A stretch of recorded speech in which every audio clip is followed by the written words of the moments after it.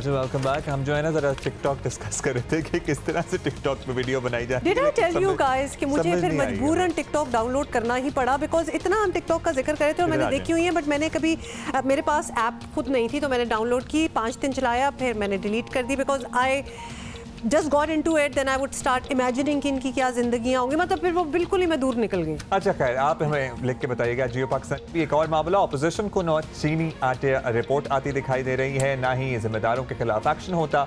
मुस्लिम league नून के रहनुमा राना सनाउल्लाह ने दावा किया है कि कमीशन की रिपोर्ट नहीं आएगी और आई भी तो हुकूमती अफराद को क्लीन चिट मिलेगी। ये जी कमीशन बन रहा है जी, ये गुलाम सरवर खान साहब फरमा रहे जी, देखें जी कोरोना के बावजूद कमीशन बन रहा है। मैं आज आपको लिख के देता हूँ, उस कमीशन का कोई रिजल्ट नहीं होगा। आटा चीनी चोर जो हैं वो इनके साथ बैठे हैं, इनके कुलीग हैं, कोई नहीं पकड़ेगा उनको। आप ये कहना चाह रहे हैं कि और जहांगीर तरीन जो है उसके भी किसी ने उसके पास से नहीं गुजरना। ये तो चौधरी परवेज लाई को गिरफ्तार करने का प्रोग्राम बना था, लेकिन वो भी बीच में जो है ना वो डिसलॉज हो गया। आपको बताएं कि दूसरी जानिब चीनी इंक्वायरी कमीशन ने वज़ीर आला सिंध को तहकीकात के लिए आज तलब किया था, लेकिन मुराद अली शाह ने पेश होने से इनकार कर दिया। एडवोकेट जनरल सिंध की जानिब से कमीशन को 2 खतूत लिखे गए जिनमें कहा गया कि कमीशन वज़ीर आला सिंध को तलब करने का इख्तियार नहीं रखता। सिंध हुकूमत के तर्जुमान मुर्तज़ा वहाब ने प्रोग्राम आज शाहजेब खानजादा के साथ में कहा कि ये करप्शन के असल किरदारों से तवज्जो हटाने की कोशिश है।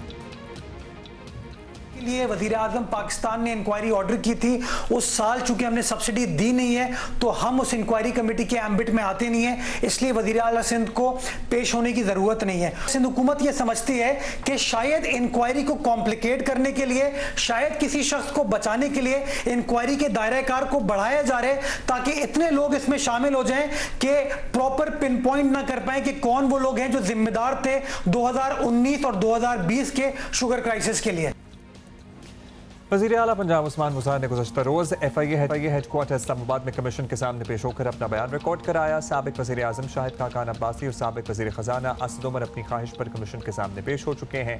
कमीशन की रिपोर्ट 25 अप्रैल को आनी थी, जिसका अब तक कुछ पता नहीं है। ये कहा गया था कि कोरोना के बायस जो है रिपोर्ट ज़रा ताख़ीर का शिकार हो गई है। अच्छा जी, इसी पर हम बात भी करेंगे। वफाकी वज़ीर बराए science and technology Fawad Chaudhry ने हमें ज्वाइन किया है। फवाद चौधरी, चीनी आटा रिपोर्ट 25 अप्रैल को ना आई, अब भी मुस्तकबिल करीब में इसके मिलने का कोई चांस हमें ऑब्वियसली नज़र नहीं आ रहा। फिर ऑपोजिशन का ये शिकवा तो ठीक ही लगता है कि हुकूमत सच बताना ही नहीं चाहती, मतलब और क्या सोचें फिर? ना, अगर हुकूमत सच ना बताना चाहती तो रिपोर्ट ही इसके लिए कमीशन ना बनाती, और जिस तरह से पहले हुए हैं कमीशन जिनकी रिपोर्ट कभी नहीं आई, सिर्फ कमीशन की रिपोर्ट भी ना आती, तो जाहिर है कि इसके ऊपर तो ये जो बात है ये तो दुरुस्त नहीं है। जहाँ तक कमीशन की फोरेंसिक रिपोर्ट का ताल्लुक है, वो देखें, आप प्रेशराइज नहीं हम कर सकते कमेटी को कि आप इसको लाजमन एक ही हफ्ते में हमें करके दे दें। अगर उनको टाइम चाहिए है तो वो अपना टाइम लेंगे, और अकॉर्डिंगली आई थिंक उनको अपना टाइम देना चाहिए। 3 हफ्ते से क्या क़यामत आ जाएगी।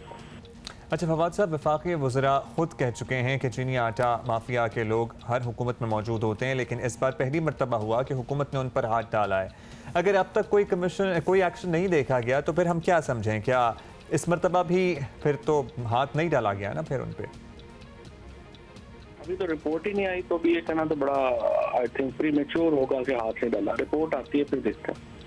अच्छा चले, फिर ये बता दें कि पीपल्स पार्टी भी कह रही है और मुस्लिम लीग नून भी कि अगर ये रिपोर्ट अभी आ भी गई तो इसमें नामजद वज़ीर आज़म के करीबी लोगों को कुछ नहीं कहा जाएगा, ये उनका कहना है। तो इस तासुर को कैसे ख़त्म किया जाए?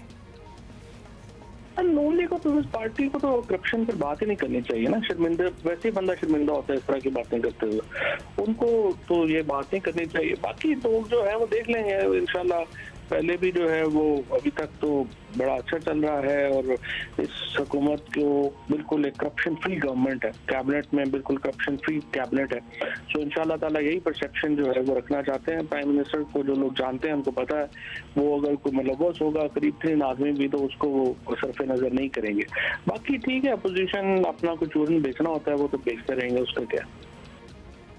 राइट फवाद चौधरी साहब, बहुत बहुत शुक्रिया हमसे बात करने का। लेकिन लैक ऑफ अर्जेंसी से यही लग रहा है कि ये बात जरा आई गई होगी है। मुझे पता नहीं क्यों ऐसी फीलिंग से आना स्टार्ट हो गई है। प्रेसिडेंस ऐसी है ना कि बात आई गई होना बड़ा आसान है हमारे यहाँ किसी भी हाँ, तो मतलब जो भी जवाब मिल जाए, लगता नहीं है इस पर कोई मजीद थॉरोफेयर कुछ पेशरफ्त नहीं होगी। लेट्स सी क्या होता है। अच्छा जी, हमने आपको पहले भी बताया था, कल भी कराची में मुख्तलिफ इलाकों में कार्रवाई की गई थी। अल्लाह माफ़ करे, गुल प्लाजा के बाहर क्या सूरत हाल थी। तारिक रोड से आज खबर आ रही है कि कुछ सेंटर्स हैं, शॉपिंग सेंटर्स 3 हैं एक्चुअली, जिनको सील कर दिया गया है बिकॉज वो SOP को ऐसे हवा में उड़ा रहे थे, ऐसे फेंक रहे थे। और सच बात तो ये लिटरली हमारा आंखों देखा हाल है। हम देख रहे हैं बिकॉज वी ऑल्सो ट्रैवल, हम तो कर ही रहे हैं पहले दिन से ही ट्रैवल, तो हमें नजर आ रहा होता है कि पहले क्या था। एक बात मुझे बताइए, किसी की मजबूरी हो तो मुझे समझ आता है, लेकिन इतनी बड़ी तादाद में आवाम की मजबूरी है कि छोटे गोद वाले बच्चों को कोई घर नहीं छोड़ सकता। क्या मसला है? देखिए शॉपिंग का क्या है, और हमारा देखिए एसेंशियल चीजें, grocery items, there you go. ये फुटेज आपको इसलिए दिखानी है ताकि आप इसको देख के खौफजदा हो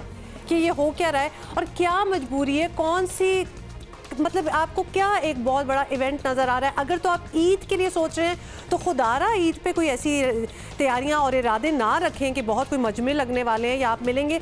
अभी भी corona virus is very much there. In fact कुछ हल्के, जो कि मैं इस वक्त इसलिए कोट नहीं करूंगी क्योंकि हमने इतना उनको तस्दीक नहीं की है, लेकिन definitely some people are saying, some doctors and hospitals are saying कि हमारे पास ज़्यादा केसेस आ रहे हैं। ज़ाहिर है ज़्यादा केसेस आ रहे हैं बिकॉज हमारी सोशल डिस्टेंसिंग खत्म होकर रह गई है, तकरीबन क्या ख़त्म ही हो गई है।